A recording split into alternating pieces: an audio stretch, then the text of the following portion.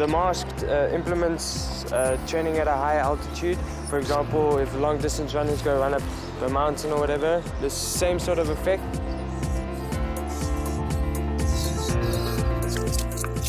Gives you a lot less oxygen, so it expands your lungs and you just recover a lot quicker.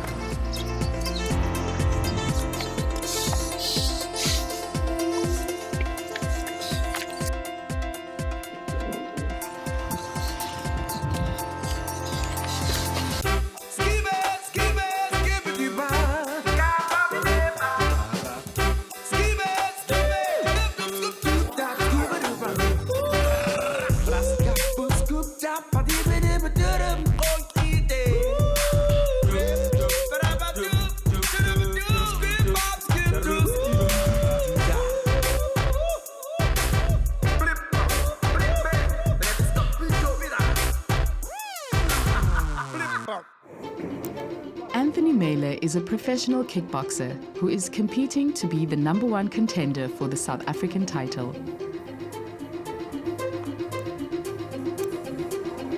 I like to fight, I like to compete. He is at the weigh-in for the PFC 10 fight night, where he will be competing in the super welterweight category.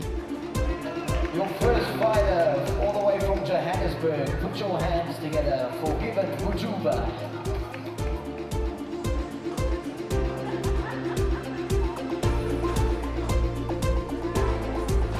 Weighing in at 68.80 kilos. And his opponent fighting out of Tricore. Put your hands together for Anthony Baylor.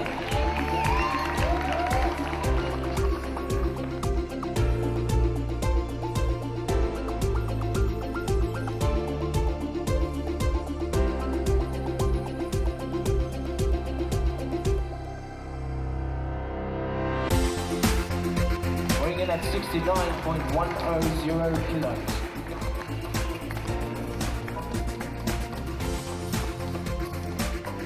It's not beef. It was the first time we had actually seen each other.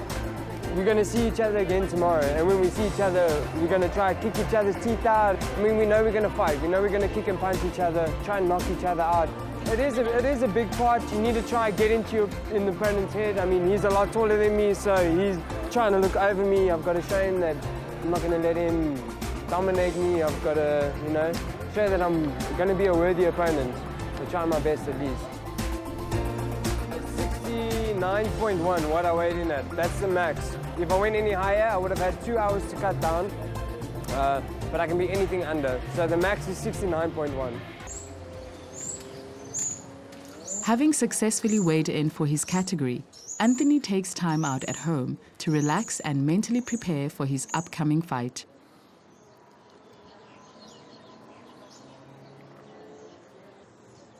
I had my first fight when I was 12. I can't remember what the guy's name was, but he was a few years older than me, and I think he had 1 or 2 fights experience. But yeah, it was crazy. I still remember it. I was so scared. I was nervous. I couldn't stand still for a second. And I mean, when I climbed in there for the first time, you don't remember anything. You just, it's just a fight. So you try your best to, but yeah, your technique's not there. It's wild. The fitness isn't there. But yeah, my first fight was great. It was my first and only draw ever.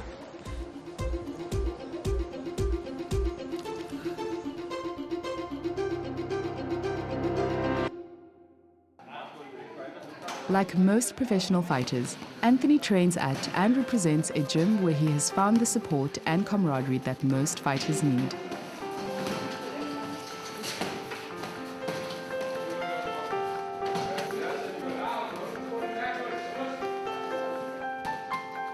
I was just preparing just to loosen my body up, to make sure that I could go my full distance fight in one period of time, not taking any breaks, because my fight is 3 minutes long with 3 rounds, so it's 9 minutes.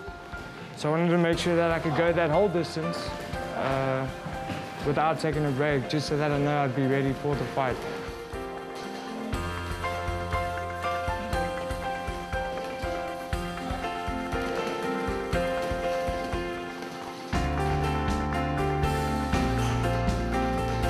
Most of it's mental, because you need to do weeks of training before, so your body's been sore, so the last week is just mental. Make sure that your body stays loose, that your fitness is right, and that your mental game is there. Because if you climb in the ring negative, you're just not going to do well. That's my opinion.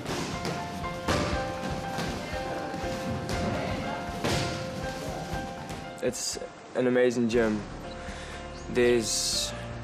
I can name so many people that are good. So no matter when I go there, I know that I'm gonna benefit from something or someone. Everybody just helps everybody. It's just how the gym operates. We don't have to see each other for weeks at a time, because I mean, different fighters are doing different fight camps and focusing on different things. But when we see each other, we put in a pair of gloves, put our mouth guards in, and we see where they're getting better and what they need to still concentrate on.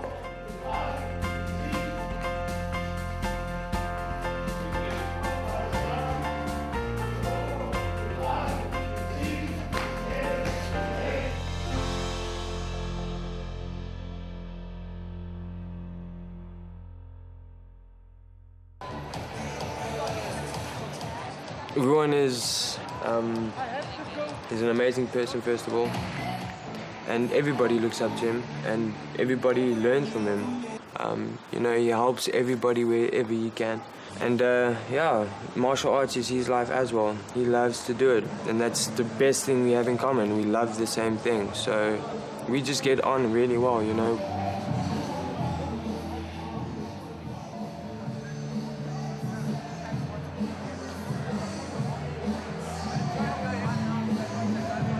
My manager as well, so he's the one that organizes fights.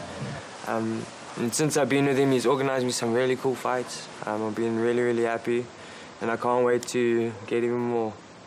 Come.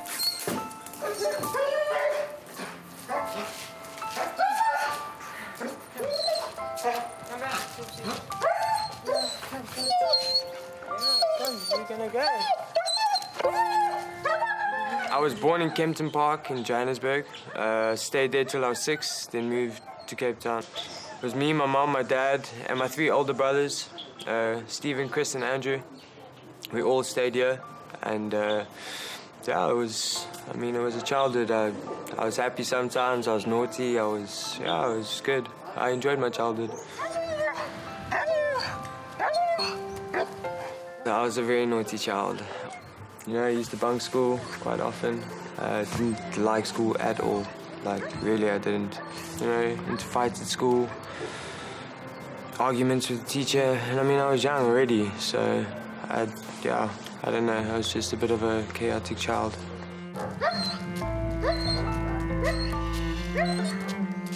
Found martial arts when I was 11. A guy named Anthony Kettle had a gym, Panther. And he had a student named Dylan Dudson that introduced my brother to martial arts. And a month later, my brother said to me, you know, come to training, come check it out, see if you like it, whatever. And yeah, since that day, yeah, I fell in love, and the love's still there, so yeah. I was happy, you know, when I was at training, it just felt like there. I was learning something new that I enjoyed, something that I liked to do. Because with being a naughty child, I was clearly a physical child. I needed to be physical or whatever. So for me to be physical and someone to teach me how to do it properly was amazing. So my behavior changed. I was not so aggressive or didn't have that much energy, you know, so I'd concentrate more in class. I wouldn't want to go stand outside. Yeah, so it changed my school life. Took my mind away from, you know, always wanting to fidget and be naughty, and yeah, I don't know, it just helped. Whenever I went, I went home, fell asleep, and I just felt so much better the next day. Like, and the more I did it, the better I felt, and it was just, you know, it improved my attitude, my behavior, so yeah. Before the break, we met Anthony Mailer, a #1 kickboxing contender who found peace and discipline through the practice of martial arts.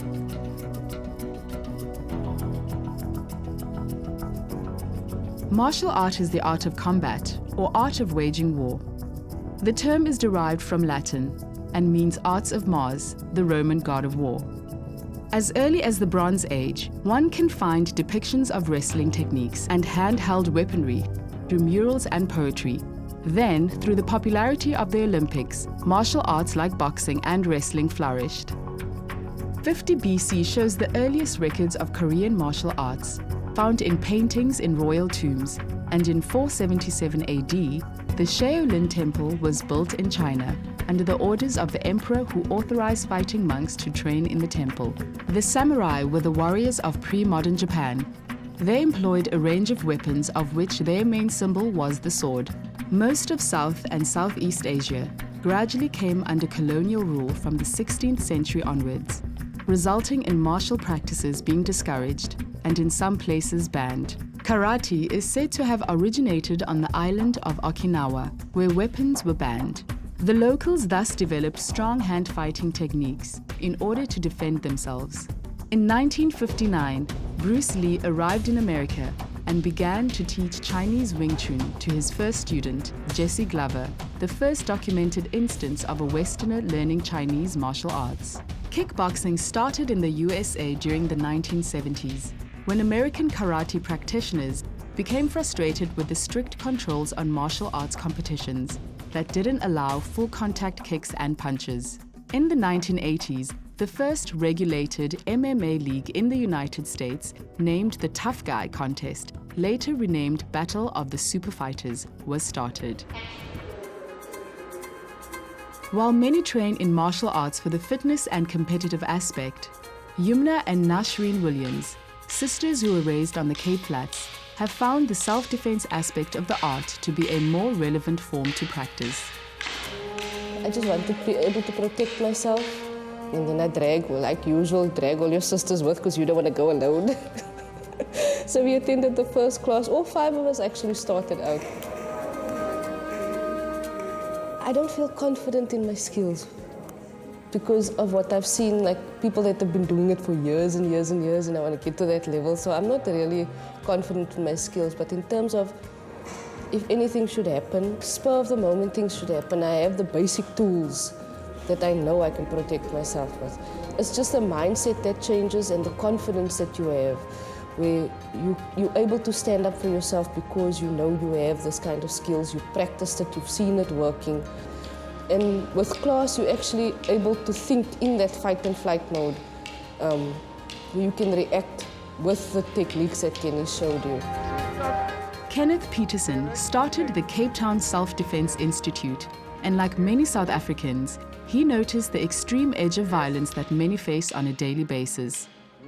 I think a big part of what we do is we train both the mind and the body, because your body already knows how to fight. I mean, really just weaponizing your elbows, your feet, your knees, anybody can teach you that. But when you have to attach the correct mindset and the psyche to it, that is where the major difference comes in. I see people get a lot more confident. They start to, I suppose, be more situationally aware of things that are happening in the day. That beige that is knocking on your window, you're no longer afraid of that guy.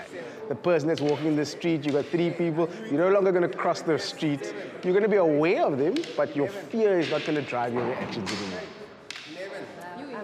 Yes.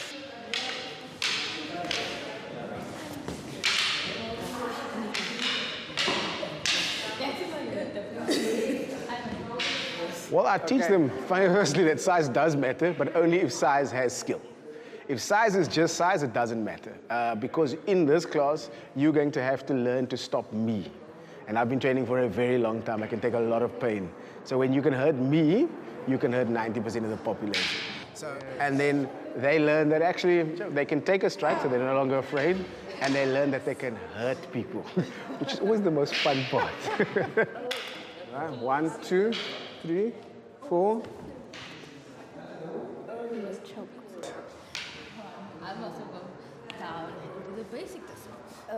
What I found is that the people that train more get better. Okay, and then because self-defense is about how much you can take, not give, people's mindsets and the fear training that we do tends to help them. And then they feel better in all facets of their life, which is really what I'm after. That again? That's an awesome one. I like that one. Yep. Okay.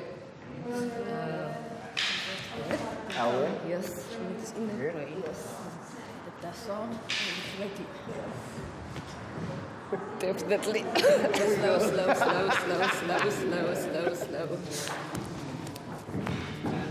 Now I'm more, look at my situation, I look around me, I'm aware of my situation, I'm aware of the guys that's around me, I'm not afraid when they approach me.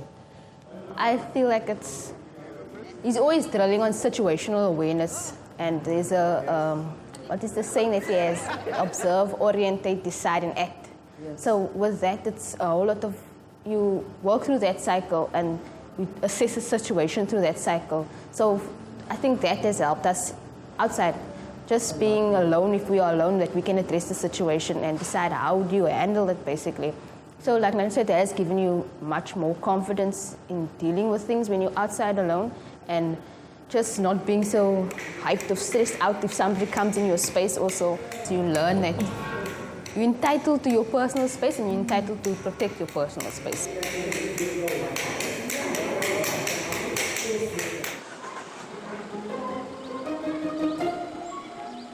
The Williams household is a warm and busy one, and the family loves spending the day cooking together. So I'm the eldest, but there's a big age gap between me and Yumna. There's a 6-year gap between us.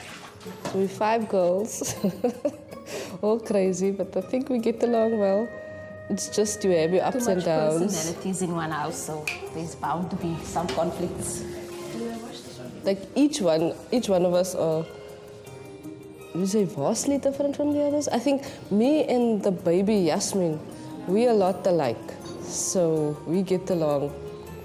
There's not much fights there. But with the others, we have a lot of disagreements, but not... It's conflicts. Yeah, it's not like I'm never going to speak to you ever again kind of thing. It's just, don't wear my socks, stop wearing my shoes. Ask me before you wear this. It's mostly about clothes, actually.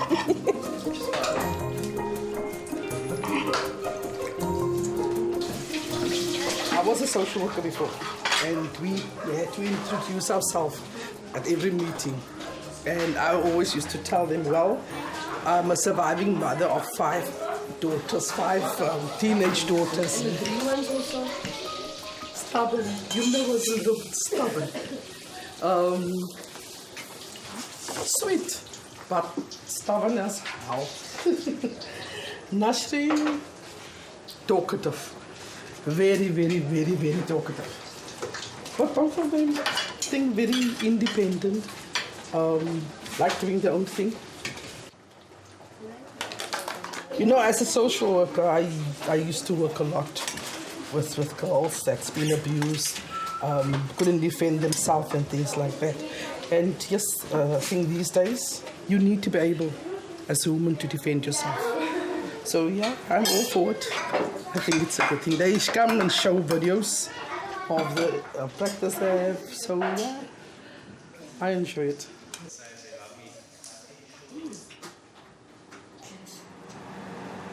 You'll see, there's always things laying around. You talk about self-defense, there's always something laying around. Always, you need to skill yourself. This is why I'm so into it. Elbow. I could have come. Yes. Come on. I could have come with the elbow in there. Now, Yumna and Nashreen, they're liking it. I would hope the other ones would like it as this, but each one's got its own preferences. The type of thing that they're busy with, I like it very much just because it's not a disciplined thing. This is more self-defense. If you go and do karate, for instance, and I've got nothing against it, but there's so much discipline in it, it becomes a non-contact sport. And all the paraphernalia that go with it, when you're in the street, that don't count. They don't count. You need to do things where you just stop a thing immediately. Klaar.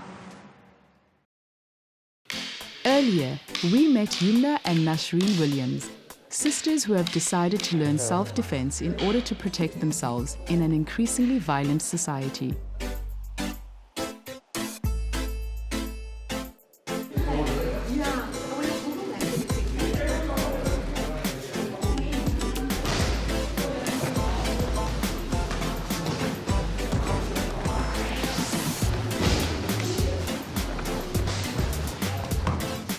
first fight when I was 12. Then I went for Western Province tryouts, and I won that 7 years in a row.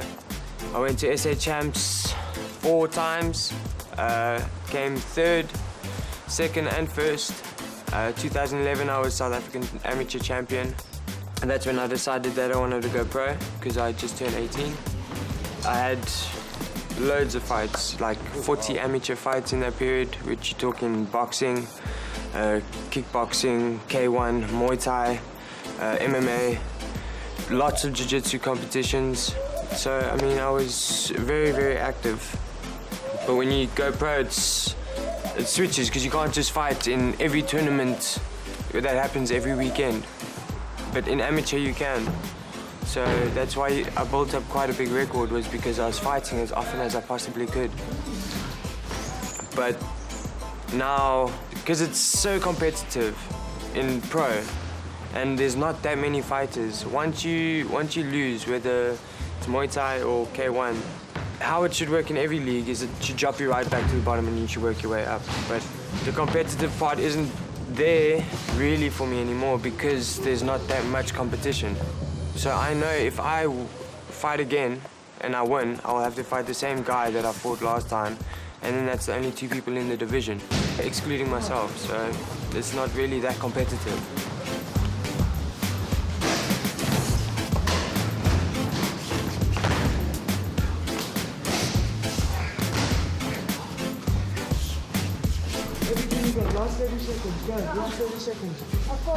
Mondays and Wednesdays, I will do sparring with all the fighters and members that want to learn self-defense.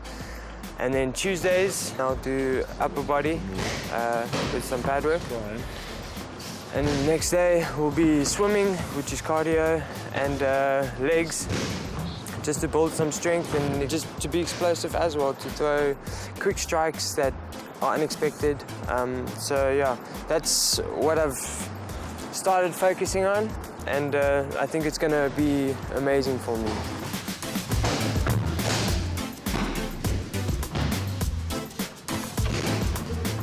I try not to do too much sparring. I think I have the experience, so I try to focus a little bit more on you know, making sure that my body is actually fully prepared and mentally. But the sparring is necessary, so yeah, it doesn't really change, but it can slightly.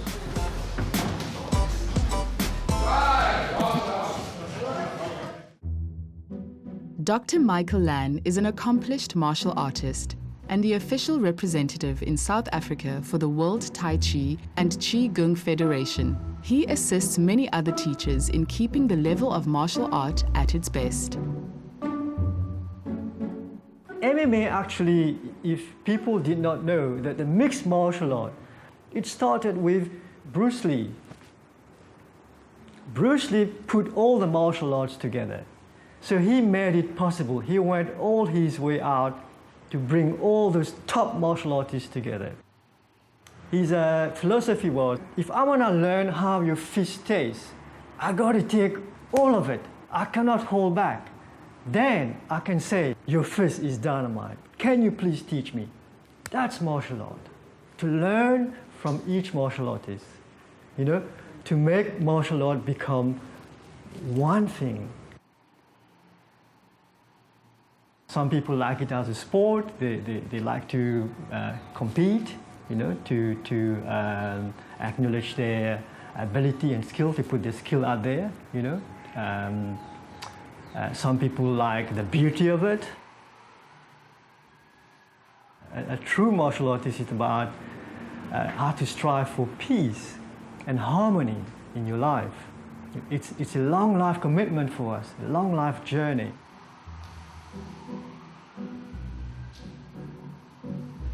This is how the world is evolved. You know, there's got to be MMA, there's got to be UFC, there's got to be a cage fight. This is how it's evolved on that side, which we will call the yang side. In Chinese martial art, it's the yang side, it's more the aggressive side.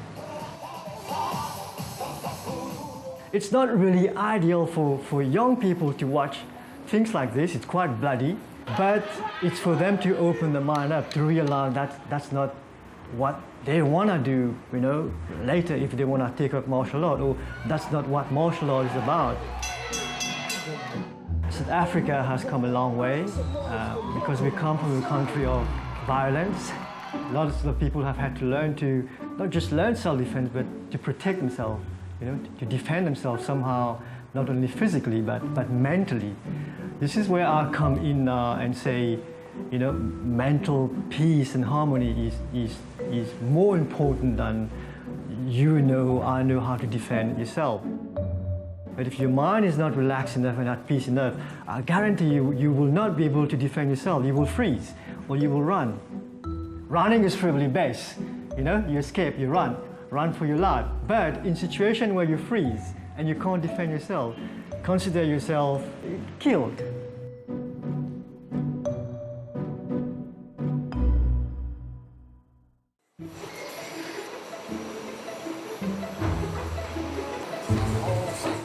The sport of kickboxing is very expensive, and many professional fighters, including Anthony, still have to hold down day jobs in order to support themselves and to be able to compete. I work at a printing company. I'm a motorbike delivery driver for them, but I do help them around the warehouse, and I do try my best to learn the machines as well.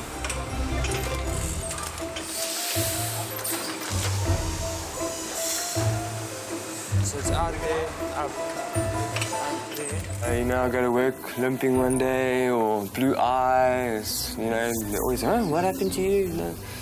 Anthony is he's very eager to work. He's very eager to work, to learn, fun to have around here. Very sweet, always looking out for people here. Yeah, very nice to have him at the company. Where do you want him, Kelly? Yeah. He's very sweet. You won't think Anthony would do fighting, pick up a career like that. The way he comes with scars in his face, blue marks, and it's not for me. Yeah, they ask me if they know that I'm fighting, when I'm fighting, how to go. If I lost, they laugh at me. But I mean, they know that, there's nothing else they can do about it. So they just laugh about it, try to make me happy, smile. Yeah.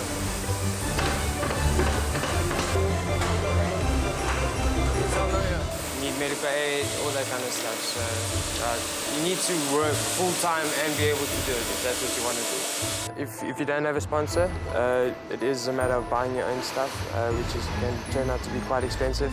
A pro fighter should have at least 2 or 3 pairs of gloves. And I don't even buy supplements or anything like that because it's just too expensive to buy.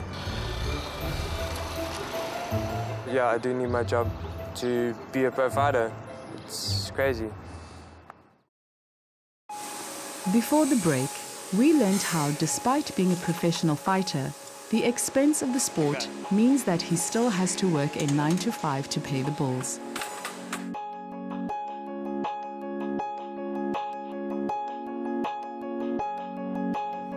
Yumna and Nashreen don't enjoy being boxed into stereotypes, and they follow this through in their working lives in the male-dominated environment of automotive repairs. We work at Henko and we are working with each other. It's a family business, so we're working together.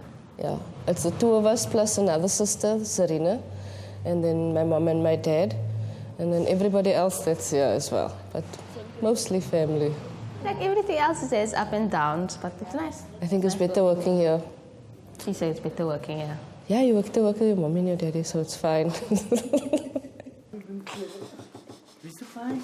Yeah. Huh? This is the girl. This is why there's so many girls here. Don't you think I was clever? Don't you think I was clever? Each of them has got their own specialities. This one makes that. That one makes that. They all work with this. No? Oh, that's one. Nashreen is a marine biologist, and she's a full-on ecologist. Yumna, accounting. Mate sy julle het hulle backup voor julle enigiets doen. So yeah, that's what about. And now they're with Dad. And I hope they're going to be there for a long while still. What a hope.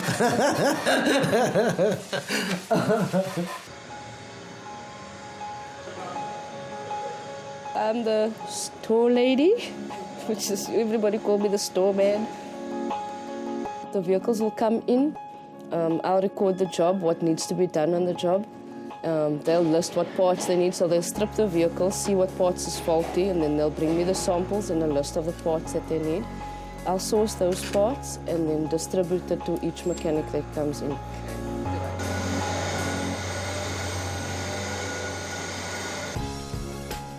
As you see soon today, if there's nobody here, we stand in and basically manage day-to-day activities. And then payments, I usually deal with the payments of the suppliers. Any queries that comes in, I deal with the walking customers that comes in, as well as sales reps, and then the switchboard. I think they're always going to see you as the boss's daughter, so there's going to be a different interaction with you. So it takes a while for them to warm up to you, but afterwards they're decent guys. We started in this field at a very young age, mostly playing, and then as you grow up it gets more serious. I know at the time I was doing the accounts, the books, in the back of my high school accounting books. I studied, so I left, and I was working at Sandparks for a while as well. And then they needed help here, so I came back. And when I came back, it was a whole new set of guys. And these guys just underestimated you completely. If you ask them what part it is, or if you give them a part, they just automatically assume that it's wrong. So you really need to be firm and stand your ground. At times it's pulling at your hair, because it's not nice to be basically undervalued by them just because you're a female and they think you don't know this kinds of stuff. But as time went along, they realized, okay, she does know her stuff. There was a lot of fights. Now they just put down the stuff and say, we need this for the bakkie, or we need this for that vehicle.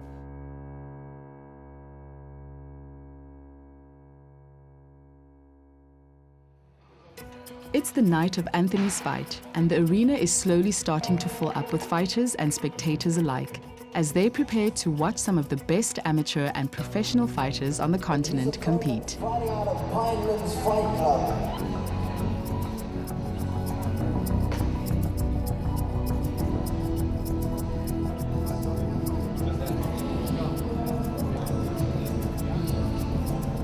With the fighters, we support each other because we all going through the same thing. We all know this is what we need to do. We've trained together, we've done what we needed to do. And then we just try and give each other input, like, you remember this when we trained this and you did it so well, try to remember that. And we just mentally try to help each other the best that we can, because at that night, it is all about the mental game. So, yeah, that mental help, I mean, especially if a fighter, you say to him, hey, remember we did this and this and this, and he goes out and he does it and he knocks the person out with it. That person just comes to you and he's like, yo, bro, you know what, I wouldn't have won that fight without you. And it's just great to know. Round number one.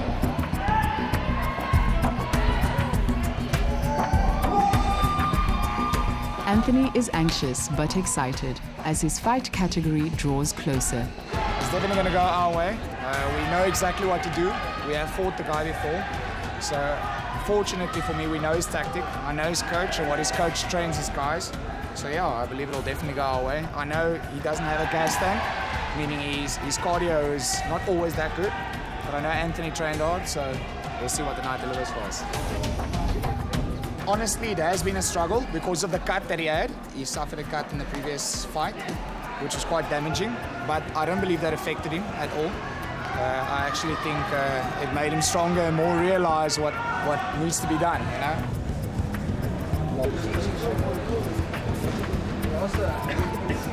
I would just ask him a question of, depending on what I'm thinking, what I need to do for the fight. So I would say to him, I need to stay on the outside and keep circling to his left.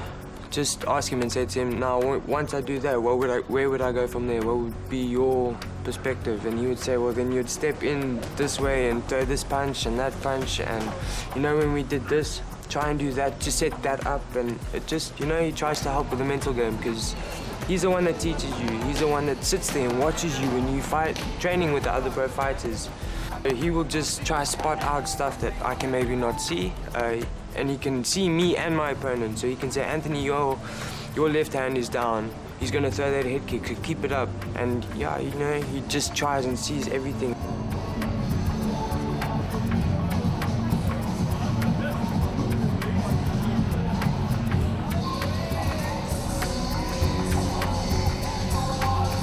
I'm the only one, you know, when it's me, I'm the only one climbing, I'm the only one fighting. The other guys are on the outside of the ring watching. So solo to that, yes, but I wouldn't be able to climb in there and fight and put on my best performance without the people that are sitting outside.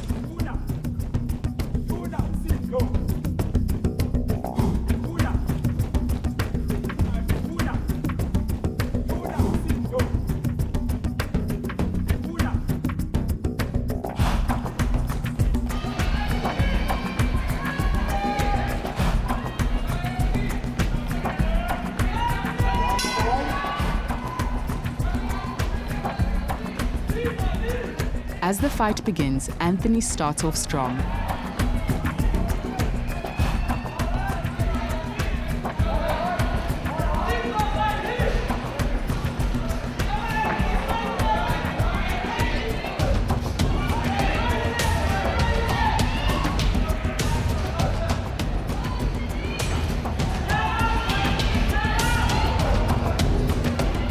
Unfortunately, halfway through the first round, the worst happens.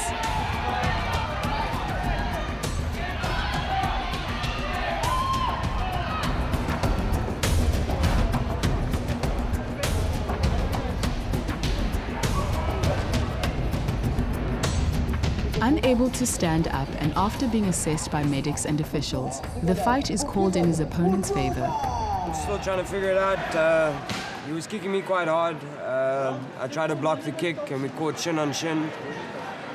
And my foot and leg is pretty numb at the moment. Medics were saying it might be a hairline fracture in the shin. So I've got to go get x-rays.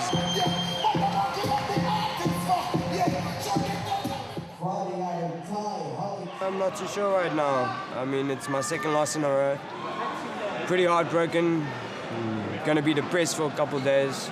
But yeah, I'll have to see. It's definitely cracked. It's already swollen, so it's already blue. So we're gonna have to heal it up. We'll have to sit out for a week or two at least, ice it a bit. He's gonna go get x-rays now to get it checked out, and then hopefully he'll be back again soon. One fight doesn't determine the fighter, and that's the basic of it, yeah. Before the break, we saw Yumna and Nashreen continuing to defy stereotypes in their work environment, while we saw a wayward kick from his opponent end Anthony's fight night dream.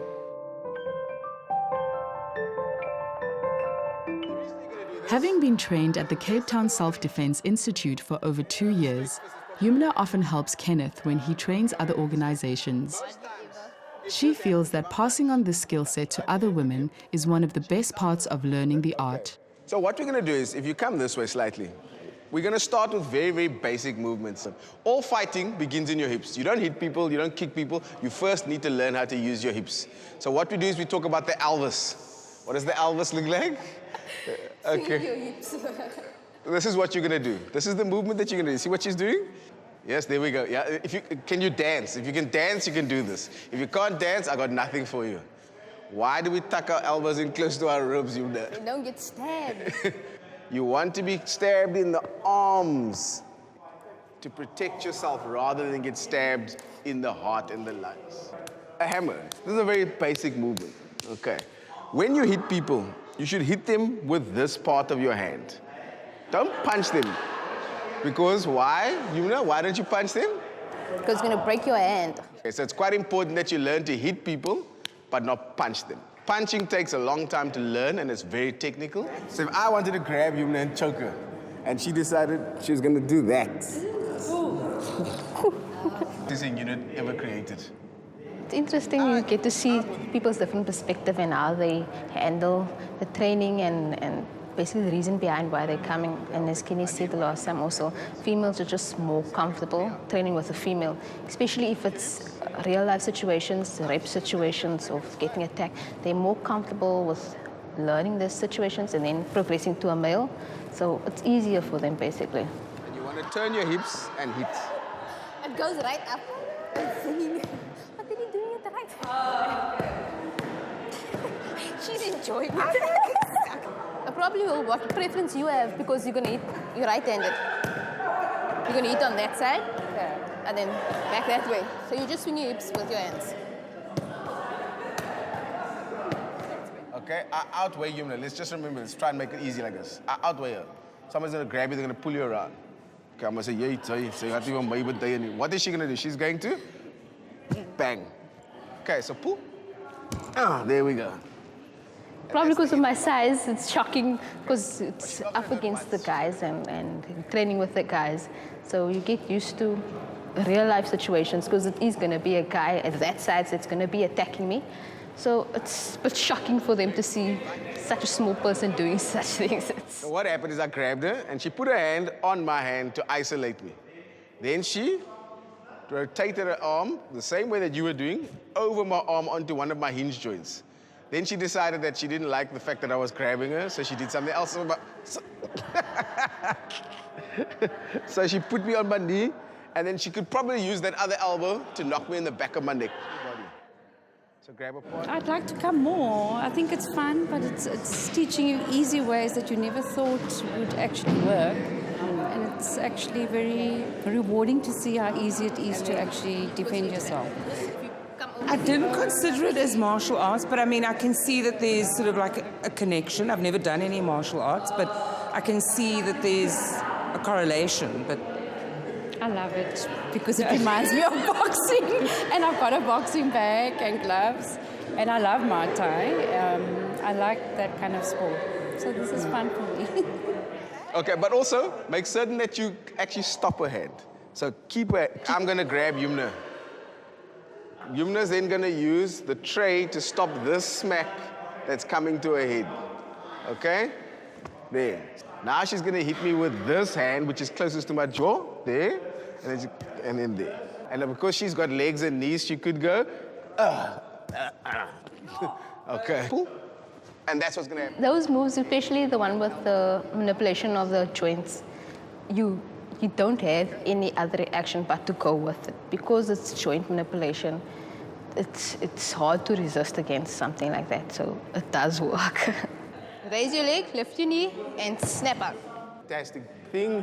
It's quite there, and then the kick. And then the knee, and then the kick. Okay.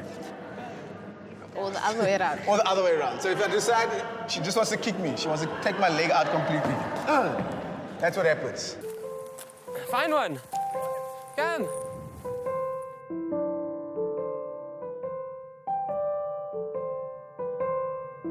The best fight I would ever say that I've had, I'll put two, would be one on my 22nd birthday. That was one of the best, and my second EFC fight. When all 3 rounds,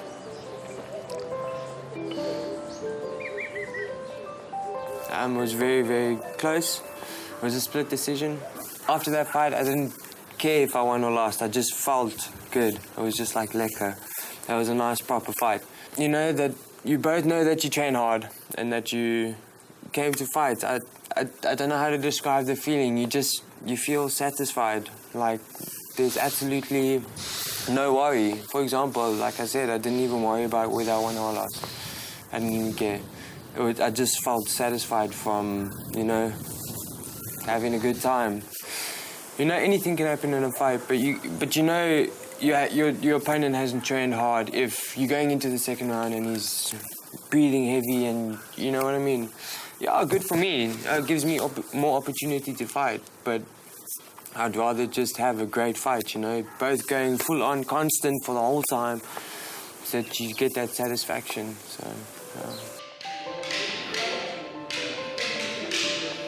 Highly important in today's society because violence just escalated. It's not just... You never know what happens. Yeah, but it's not just violence. People don't respect personal space any longer. I mean, there's no... Boundaries. They'll come right up to your face, they'll come right up to you, and that's not okay. Even if you're just talking to me, I don't feel comfortable when you do that. So it doesn't necessarily mean an attack or something like that. Although you're prepared for it, it's the everyday things where people interact with you and where you are able to know where you feel comfortable and able to enforce your boundaries. So in that sense, it's very important. I work with a whole lot of guys, and that gave me a confidence boost to just stand up for myself. And in terms of being attacked, like Yumna said, the violence, even if it doesn't ever happen, which it shouldn't. But our society is to address that situation should it happen. Yeah, you can go out alone and still feel confident. Martial arts is a term that encompasses many branches of the discipline, whether one practices it as a professional sport or simply as a method of learning to protect oneself from imminent danger. It still has the same underlying principles. Learning to release the ego in order to be able to pick oneself up despite defeat, to keep going no matter what.